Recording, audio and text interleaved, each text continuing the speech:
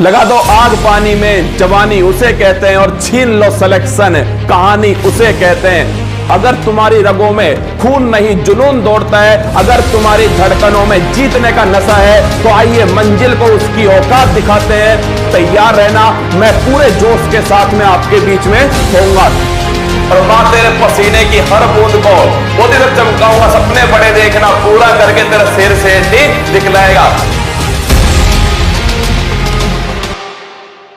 लगा दो आग पानी में, जवानी उसे कहते हैं और छीन लो सिलेक्शन, कहानी उसे कहते हैं। अगर तुम्हारी रगों में खून नहीं जुनून दौड़ता है, अगर तुम्हारी धड़कनों में जीतने का नशा है, तो आइए मंजिल को उसकी औकात दिखाते हैं। तैयार रहना, मैं पूरे जोश के साथ में आपके बीच में होऊंगा और मां तेरे पसीने की हर बूंद को वो दिन चमकाऊंगा। सपने बड़े देखना, पूरा करके तेरा सिर से दिखलाएगा।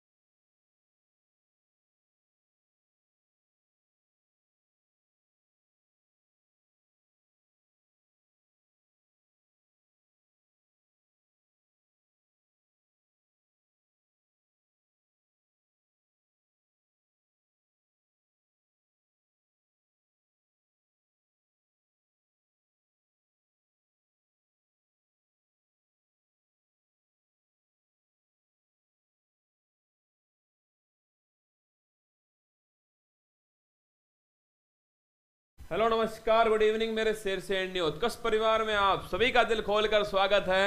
लगा दो आग पानी में, जवानी उसे कहते हैं और छीन लो सिलेक्शन है, कहानी उसे कहते हैं। तो आइए दोस्तों, अपनी कहानी खुद लिखते हैं, एक नया इतिहास अब की बार रचने वाले हैं और इस परीक्षा को इसकी औकात दिखाकर छोड़ेंगे। बिल्कुल आलोक, कन्हैया, अजीत, अभिषेक, प्रियंका, नितिन, सुमन, अवनी, रसगुल्ला, सचिन, कपिल, विनेक, सभी का दिल खोलकर स्वागत है। नोटबुक पेन हाथ में रखिएगा। आज दोस्तों आपको मैं आर्टिकल 1 से आर्टिकल 165 तक जो महत्वपूर्ण अनुच्छेद है वो सब मैं आपको करवाने वाला हूं। अब आपको एक ही काम करना है कि इस क्लास को आपको 2-3 बार अपने आप देखना है। बाकी दोस्तों याद कराने की गारंटी जो है वो मेरे ऊपर है, ठीक है। चलिए आगाज करते हैं। और दोस्तों अभी मैं आपके सामने एक ऐसी न्यूज भी देने वाला हूं जिसको सुनकर आपका कॉन्फिडेंस का लेवल देखिए। सबसे पहले मैंने आरएस का एग्जाम दिखाया 2021 वाला, फिर यूपी पीसीएस दिखाया, फिर एमपी पीसीएस दिखाया। अब दोस्तों दिखाने वाला हूं आपको वेस्ट बंगाल का पीसीएस एग्जाम। और दोस्तों उसमें 200 में से 100 से अधिक सवालों के स्क्रीनशॉट जो है क्लास के साथ में दिखाऊंगा। कल सुबह तैयार रहना। 200 में से 100 से अधिक सवाल उस क्लास में से पूछे गए थे। कल सुबह स्क्रीनशॉट के साथ में आपके बीच में आने वाला हूं। तो बुरे हालात हुए तो क्या हुआ, हम भी अपनी जिद पर अड़े हैं। सपने बड़े हुए तो क्या हुआ, हम भी सपनों के पीछे हाथ धोकर पड़े। क्या हालात बुरे हैं, कोई बात नहीं पड़ोसी, चिंता मत कर, कौओं के टोकने से चील रुका नहीं करती। और दोस्तों हालात बुरे हुए तो क्या हुआ, हम भी अपनी जिद पर हैं। हम भी अपनी जिद पर हैं। अब की बार तो दोस्तों पिता की फिक्र को फक्र में दोस्तों बदलना है, और चाहे कितना पसीना बहाना पड़े, कितनी मेहनत करनी पड़े, मैं अगर दोस्तों 1 घंटा आपको पढ़ाऊं तो आप 2 घंटे एक्स्ट्रा पढ़ा करो, क्योंकि अंत में दोस्तों आपका और मेरा लक्ष्य एक ही है, और वो है दोस्तों उस मां के सपने को पूरा करना जिसकी आंखें बूढ़ी हो रही हैं आपके सिलेक्शन के इंतजार में। चलिए पहला सवाल आपके सामने, मैं आपके सामने महत्वपूर्ण जो अनुच्छेद है वो आपको पढ़ाने वाला हूं। इसके अंदर हो सकता है आपको आते होंगे, हो सकता है आप कुछ नया सीखेंगे, कुल मिलाकर आपका रिवीजन यहां पर होने वाला है। देखिए अनुच्छेद भाग 1 की बात को दोस्तों आपसे, जो भाग 1 है, अगर पूछे आपसे इस आर्टिकल भाग 1 का जो आर्टिकल नंबर 1 है, ये हमारे लिए महत्वपूर्ण है कि भारत दोस्तों इसमें कितने राज्य हैं और कितने यूटी हैं, ये सब इसके अंदर लिखा है। तो 28 राज्य और 8 यूटी जो है ये भारत के अंदर है, ये आपको दोस्तों पता होना चाहिए। 28 राज्य 8 यूटी, और ये अनुच्छेद कौन सा, अनुच्छेद दोस्तों 1 है। अनुच्छेद 1 से 4 तक ध्यान रखिएगा, ये भाग 1 के अंदर उल्लेख है। इसमें नए राज्यों का गठन भी है दोस्तों, राज्यों की सीमा में परिवर्तन भी इसके अंदर है, ये सब इसके अंदर भाग 1 के अंदर लिखे हुए हैं। तो भाग 1 आर्टिकल 1 थोड़ा ध्यान रखिएगा, राज्य और यूटी का उल्लेख है। अगर मैं पूछूं आपसे कि संविधान में भारत के लिए कौन कौन से शब्द का उल्लेख है, देखिए फिर याद करा रहा हूं, संविधान में भारत के लिए कौन कौन से शब्द का उल्लेख है। तो देखो संविधान में लिखा हुआ है कि India that is Bharat shall be a union of state. Note करना, संविधान में क्या लिखा हुआ है, इंडिया डेट इज भारत, क्या India that is Bharat shall be a union of state. 3 word काम के हैं कि इंडिया जो भारत है, क्या इंडिया जो भारत है वो दोस्तों क्या है, वो यूनियन ऑफ स्टेट है, ये भी आपको ध्यान रखना है। तो संविधान में हिंदुस्तान शब्द का उल्लेख नहीं है, इंडिया और भारत का उल्लेख है, और भारत दोस्तों क्या है, एक यूनियन ऑफ स्टेट है, ये भी आपको ध्यान रखना है। भाग 2 की बात को दोस्तों आपसे, नागरिकता संबंधित जो प्रावधान है, जो प्रोविंस है, ये किसके अंदर दोस्तों, ये भाग 2 के अंदर है। और अगर मैं पूछूं आपसे ये नागरिकता जो है आर्टिकल कहां से, आर्टिकल 5 से 11, ये भी ध्यान रखिएगा। अगर पूछा जाए आपसे कि ये जो भाग है ये कब दोस्तों लागू हुआ, देखिए अधिकांश भाग दोस्तों संविधान जब लागू हुआ था ना 26 जनवरी 1950 को तब ही लागू हुए थे। लेकिन दोस्तों अगर मैं पूछूं आपसे ये नागरिकता वाला जो भाग है ये 26 नवंबर 1949 जब संविधान बनकर तैयार हुआ तभी से दोस्तों लागू हुए। तो ये भी परीक्षा में आता है, निम्न में से कौन सा भाग संविधान के बनने की तारीख से लागू हो गया, तो ध्यान रखिएगा वो आपके नागरिकता सिटीजनशिप है। और अगर पूछा जाए आपसे भाग 1 आर्टिकल 1 से 4 ध्यान रखिए, भाग 2 दोस्तों नागरिकता आर्टिकल 5 से 11 ध्यान रखिए। आगे देखिए आर्टिकल 14 अति महत्वपूर्ण क्वेश्चन है, पीडीएफ मिल जाएगी, नहीं मिलेगी पीडीएफ, है ना, नोट करना है तो नोट कर लेना। भाग 14 आर्टिकल 14 की बात को दोस्तों आपसे अगर पूछे आर्टिकल 14 में क्या है तो ध्यान रखिए विधि का शासन है। सीधा सवाल क्वेश्चन में आएगा, विधि का शासन जो है दोस्तों रूल ऑफ लॉ, क्या रूल ऑफ लॉ ये किसके अंदर है, ये दोस्तों ध्यान रखिएगा आर्टिकल 14 में है। अगर पूछूं आपसे विधि के समक्ष समानता, क्या विधि के समक्ष समानता और विधियों का समान संरक्षण, ये भी किसके अंदर लिखा हुआ है, ये भी दोस्तों ध्यान रखिएगा आर्टिकल 14 के अंदर लिखा हुआ है कि कानून के समक्ष सभी समान है और विधियों का समान संरक्षण जो है समान परिस्थिति में सभी के साथ में समान व्यवहार किया जाएगा। तो विधियों का समान दोस्तों आपके संरक्षण, ये तीनों की तीनों जो वर्ड है ये आर्टिकल 14 के अंदर लिखे हैं। अगर मैं पूछूं आपसे ये रूल ऑफ लॉ किसने दिया, कौन बताए, कमेंट बॉक्स में बताइए कि जो रूल ऑफ लॉ है ये किसके द्वारा दिया गया, कमेंट बॉक्स में छापिएगा। कभी भाग की जो बात है दोस्तों, भाग 1 2 3 क्या लिखा हुआ है इनकी अलग से बात करेंगे ना, अभी केवल आर्टिकल की बात कर रहा हूं। तो भाग दोस्तों अनुच्छेद 14 के अंदर विधि का शासन, रूल ऑफ लॉ, इसके अलावा विधियों के समक्ष समानता और विधियों का समान संरक्षण, ये सब किसके अंदर है, आर्टिकल 14 के अंदर है। और अगर मैं पूछूं आपसे ये विधि का शासन जो वर्ड है ये किसके द्वारा, डायसी लिख लो, अरे देश नहीं पूछा मैंने, व्यक्ति का नाम पूछा है। तो अगर आपसे पूछे विधि का शासन जो शब्द है किसके द्वारा दिया गया, डायसी के द्वारा दिया गया, ये थोड़ा ध्यान रखना। अरे सवाल इंपॉर्टेंट है इसलिए लिखवा रहा हूं, अंबेडकर भी गलत आंसर है, इंग्लैंड भी गलत आंसर है, जर्मनी भी गलत आंसर है, डाइसी लिख लो, नाम ध्यान रखना, डाइसी ने दोस्तों रूल ऑफ लॉ दिया था। आपसे पूछे अनुच्छेद 17, इसका संबंध दोस्तों अस्पृश्यता का अंत, क्या अस्पृश्यता का जो अंत है इसे इंग्लिश में कहते हैं अनटचेबिलिटी। क्या अनटचेबिलिटी जो है दोस्तों इसका जो अंत है, अगर पूछा जाए आपसे ये किसके अंदर लिखा हुआ है, तो ये भी ध्यान रखिएगा, ये आर्टिकल 17 में लिखा हुआ है। और ये दोस्तों हाल ही में एमपीपीसीएस की परीक्षा में पूछा गया सवाल था कि अस्पृश्यता का अंत किस अनुच्छेद के अंदर, आर्टिकल 17 में। आपसे पूछे अगला क्वेश्चन आर्टिकल 18, तो लिखना दोस्तों उपाधियों का जो अंत है, क्या उपाधियों का जो अंत है आप सभी जानते हैं किसके अंदर है, आर्टिकल 18 के अंदर है। अगर पूछूं मैं आपसे कि आर्टिकल जो 18 है इसमें अपवाद स्वरूप ध्यान रखिएगा, एक तो दोस्तों आपके सेना, क्या एक तो सेना और एक विद्या, ये दोनों दोस्तों इसमें शामिल नहीं है। उपाधियों का अंत आर्टिकल 18, इसी अनुच्छेद से टकराव किसका हुआ था दोस्तों, जो भी आपके पद्म पुरस्कार है ना जो 1954 में स्टार्ट हो गया। पद्म पुरस्कार कब स्टार्ट होते हैं, 1954 में स्टार्ट हुए। जैसे दोस्तों भारत का सर्वोच्च सम्मान भारत रत्न पुरस्कार, पद्म विभूषण, पद्म भूषण, पद्म श्री, ये सब कब स्टार्ट हुए, 1954। बाद में दोस्तों इन्हें बंद किया, क्यों बंद किया कि ये किसके उल्लंघन है, ये दोस्तों आपके आर्टिकल 18 का उल्लंघन है। फिर आपके जो हमारे दोस्तों हाई कोर्ट और सुप्रीम कोर्ट है उन्होंने कहा कि ऐसा कुछ नहीं है, उपाधि और सम्मान में अलग अलग अंतर है, इसीलिए दोस्तों वापस स्टार्ट होते हैं। तो अगर पूछे आपसे आर्टिकल 18 उपाधियों का अंत है। आर्टिकल जो 19 दोस्तों अगर पूछा जाए आपसे 19(1)(a), ये हमारे लिए बड़ा महत्वपूर्ण है, विचार और अभिव्यक्ति, इसकी दोस्तों जो फ्रीडम है ये किसके अंदर लिखी हुई है, ये ध्यान रखिएगा। ये आर्टिकल दोस्तों 17 आर्टिकल 19(1) के अंदर है, विचार और अभिव्यक्ति की स्वतंत्रता। देखिए आर्टिकल 14 से 18 जो है दोस्तों ये समानता का अधिकार, कौन सा अधिकार है, समानता का अधिकार,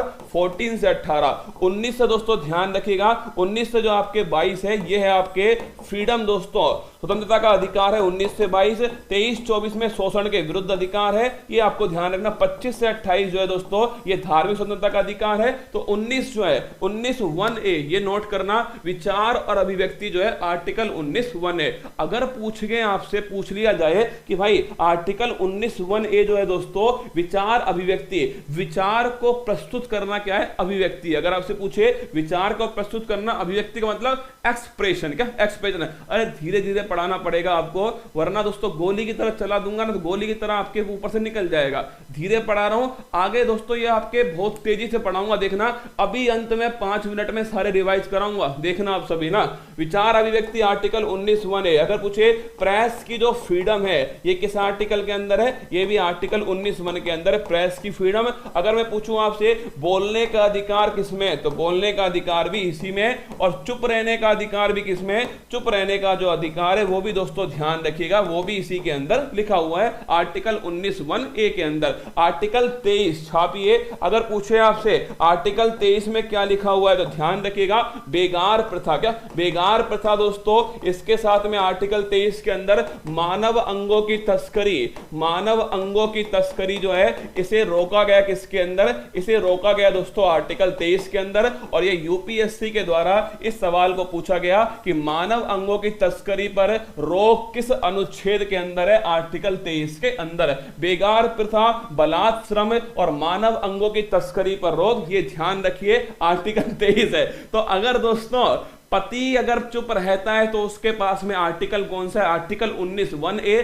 वो अपनी पत्नी से कह सकता है कि मेरे पास में आर्टिकल 19(1)(a चुप रहने का अधिकार, पत्नी कहेगी मेरे पास भी आर्टिकल 19(1) है बोलने का अधिकार। बांके बिहारी लाल की जय। अब लिखिए 24 में क्या है, 24 में दोस्तों ध्यान रखिएगा, जो बच्चे हैं उनसे खतरनाक जो काम है, क्या खतरनाक स्थानों पर जो काम होते हैं दोस्तों उन पर रोक किस करे, उन पर रोक आर्टिकल 24 के अंदर। ध्यान रखिए खतरनाक स्थानों पर कार्य से जो रोक है वो इसी के अंदर लिखा हुआ है। ये दोनों आर्टिकल शोषण के विरुद्ध दोस्तों अधिकार से संबंधित हैं। आर्टिकल 25 में दोस्तों लिखिएगा, आपसे पूछे व्यक्तिगत धार्मिक स्वतंत्रता का जो अधिकार है, व्यक्तिगत धार्मिक स्वतंत्रता का जो अधिकार है, अगर पूछे कहां लिखा हुआ है, ये आर्टिकल 25 में लिखा हुआ है। मतलब व्यक्ति कोई सा भी धर्म दोस्तों अपना सकता है, कोई भी उसे दोस्तों समस्या नहीं है, कोई सा धर्म व्यक्ति अपनाए दोस्तों, उसका प्रचार प्रसार करे, कुछ भी करे वो अपने धर्म से, वो एकदम फ्री है,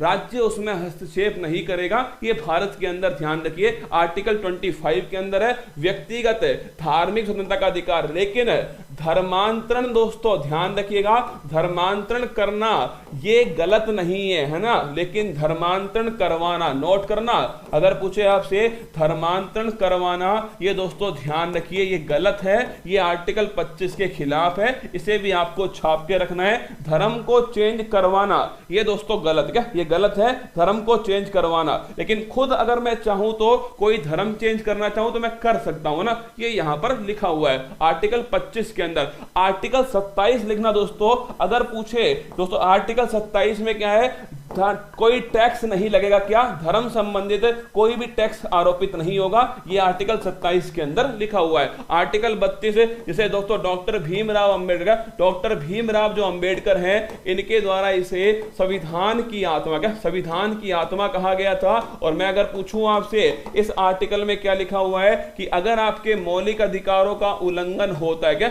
मौलिक अधिकारों का उल्लंघन होता है तो आप कहां जा सकते हो, सुप्रीम कोर्ट। दोस्तों सुप्रीम कोर्ट आपको गारंटी देता है, मौलिक अधिकारों के संरक्षण की गारंटी सुप्रीम कोर्ट देता है। कौन से अनुच्छेद के द्वारा, आर्टिकल 32 के द्वारा। और इसी आर्टिकल को दोस्तों ध्यान रखिएगा, संवैधानिक उपचारों का जो अधिकार है वो दोस्तों कहा जाता है संवैधानिक उपचारों का अधिकार। लेकिन अगर मैं पूछूं आपसे इसके द्वारा आप कहां जा सकते हो, सीधा सुप्रीम कोर्ट। ध्यान रखिएगा आर्टिकल 32 के द्वारा हाई कोर्ट में नहीं, आर्टिकल 32 के द्वारा सुप्रीम कोर्ट। सुप्रीम कोर्ट दोस्तों 5 प्रकार की रिट जो है वो जारी करेगा इसी आर्टिकल के द्वारा।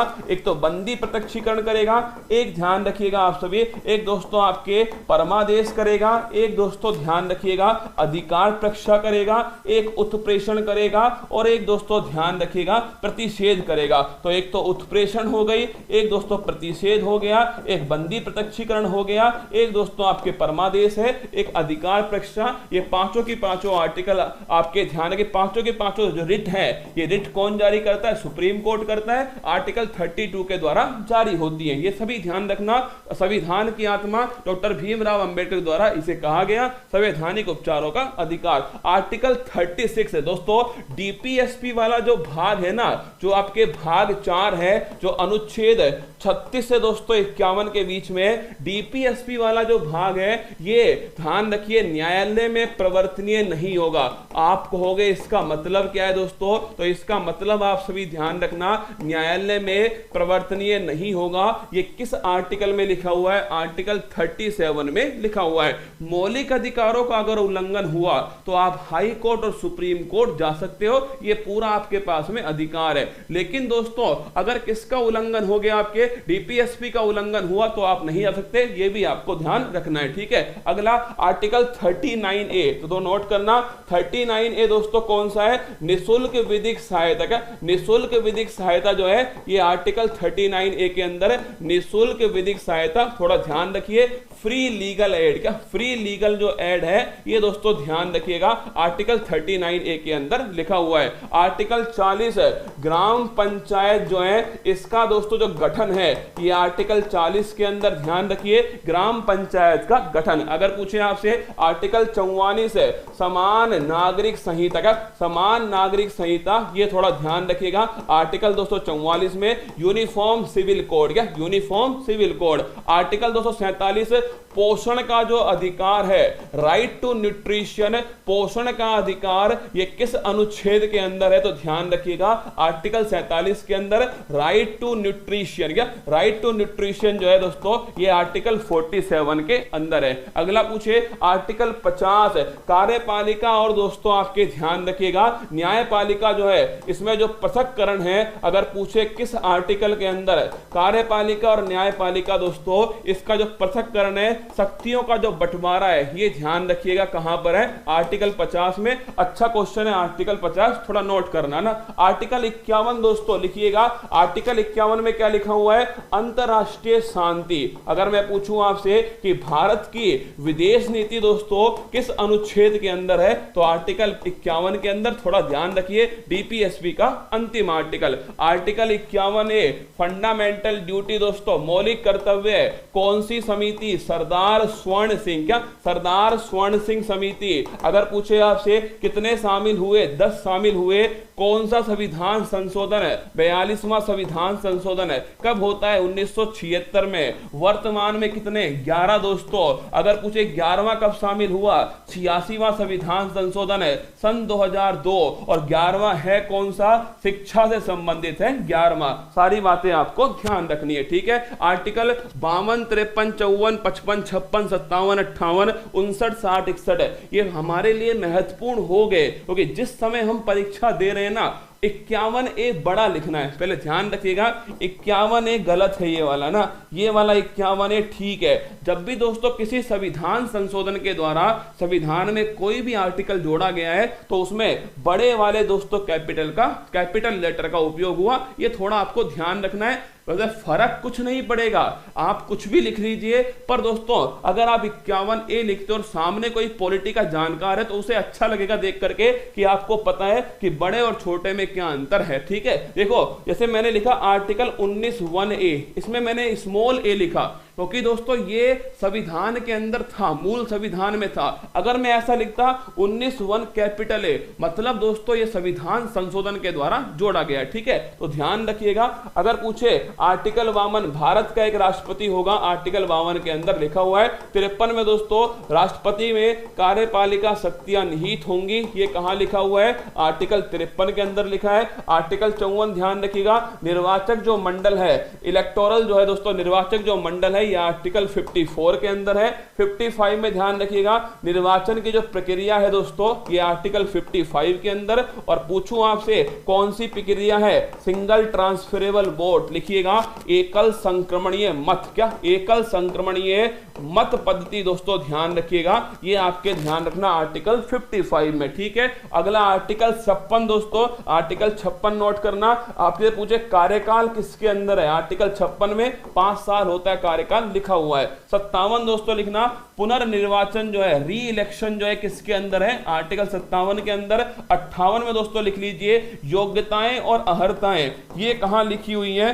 क्वालिफिकेशन जो है ध्यान रखना आर्टिकल 58 में। 59 में दोस्तों शर्तें, कंडीशन किसमें, 59 में। 60 में लिखिएगा शपथ कौन सी में, आर्टिकल 260 के अंदर। और 61 में लिखना महाभियोग, इंपीचमेंट, हटाने वाली जो प्रक्रिया है, ये आर्टिकल 61 में। आपसे पूछे दोस्तों, ये नोट करना, अगर मैं पूछूं आपसे कि जो 61 है, ये 61 दोस्तों छाप लीजिएगा। अगर पूछे राष्ट्रपति के महाभियोग में कितना बहुमत चाहिए, तो कुल का 2/3 बड़ा बहुमत, क्या ये सबसे बड़ा बहुमत दोस्तों, कुल मेंबर्स का 2/3 जो है वो महाभियोग के अंदर, इंपीचमेंट के अंदर चाहिए। तो 52 में राष्ट्रपति, 53 में दोस्तों कार्यपालिका शक्ति, 54 में उसका निर्वाचक मंडल है, इलेक्टेड एमएलए और इलेक्टेड एमपी जो है शामिल है। 55 में दोस्तों निर्वाचन की प्रक्रिया, पीआर विद एसटीवी, आनुपातिक प्रतिनिधित्व, एकल संक्रमणीय मत पद्धति। 56 में क्या है, कार्यकाल। 57 में दोस्तों आपके पुनर्निर्वाचन। 58 में ध्यान रखिएगा योग्यताएं और अर्हताएं। 59 में दोस्तों छाप के रखिएगा। 59 में आपके क्या है, पद की शर्तें हैं। 60 में दोस्तों आपके शपथ है। 61 में छापिएगा आपके महाभियोग, इंपीचमेंट, थोड़ा ध्यान रखिए, ठीक है। 61 के बाद में 63 में क्या लिखा हुआ है, एक उपराष्ट्रपति होगा, ये 63 के अंदर लिखा हुआ है। तो वाइस प्रेसिडेंट जो है 63 के अंदर है। 72 दोस्तों क्षमादान जो है, ये किसके अंदर है, आर्टिकल 72 के अंदर है। क्षमादान की शक्ति किसकी, राष्ट्रपति की है। और अगर मैं पूछूं आपसे राष्ट्रपति और राज्यपाल की क्षमादान की शक्ति में क्या अंतर है, एक तो मृत्यु दंड को माफ करने का अधिकार किसके पास है, ये ध्यान रखिएगा, राष्ट्रपति के पास है। एक दोस्तों मार्शल लॉ जो है, इसे भी समाप्त करने का अधिकार किसके पास है, राष्ट्रपति के पास है। ये दोनों दो अधिकार अधिकार है केवल राष्ट्रपति के पास में स्थित है। अगला देखिए आर्टिकल 76, दोस्तों नोट करना 76 जो है महाभियोग, इंपीचमेंट, क्या सॉरी दोस्तों ना, आर्टिकल 76 लिखना अटॉर्नी जनरल, महान्यायवादी, क्या महान्यायवादी जो है दोस्तों ये आर्टिकल 76 के अंदर है। और अगर मैं पूछूं आपसे महान्यायवादी का मतलब भारत सरकार का सबसे बड़ा वकील, क्या सबसे बड़ा वकील। और मैं अगर पूछूं आपसे दोस्तों ये जो महान्यायवादी है, अगर पूछा जाए आपसे कि ये किसके प्रसाद पर्यंत होता है, ये राष्ट्रपति के प्रसाद पर्यंत जो है होता है। ये भी आपको थोड़ा ध्यान रखिएगा। क्या ये जॉइंट मीटिंग में भाग ले सकता है? बिल्कुल ले सकता है, पर क्या वोटिंग में भाग लेगा? वोटिंग में दोस्तों ये भाग नहीं लेगा। भारत का सबसे बड़ा वकील है, प्रसाद पर्यंत किसके? राष्ट्रपति। मतलब दोस्तों इसकी नियुक्ति, इसके वेतन भत्ते, इसका कार्यकाल सब दोस्तों राष्ट्रपति के ऊपर है। कुल मिलाकर इसका माई बाप कौन है? राष्ट्रपति। इसका दोस्तों ध्यान रखिएगा, माई बाप की तरह है। आर्टिकल 79 संसद का उल्लेख किसके अंदर है? आर्टिकल 79 में। संसद का मतलब दोस्तों लोकसभा, राज्यसभा और राष्ट्रपति, ये तीनों किसमें शामिल है? संसद में शामिल है। और ये किसके अंदर लिखा हुआ है? आर्टिकल 79 में लिखा है। और ये क्वेश्चन अभी हाल ही में एमपीपीसीएस एग्जाम में पूछा गया। आगे देखिए 80 में क्या लिखा है दोस्तों? 80 में लिखा है राज्यसभा। याद करो सरला, अरे याद करो सरला।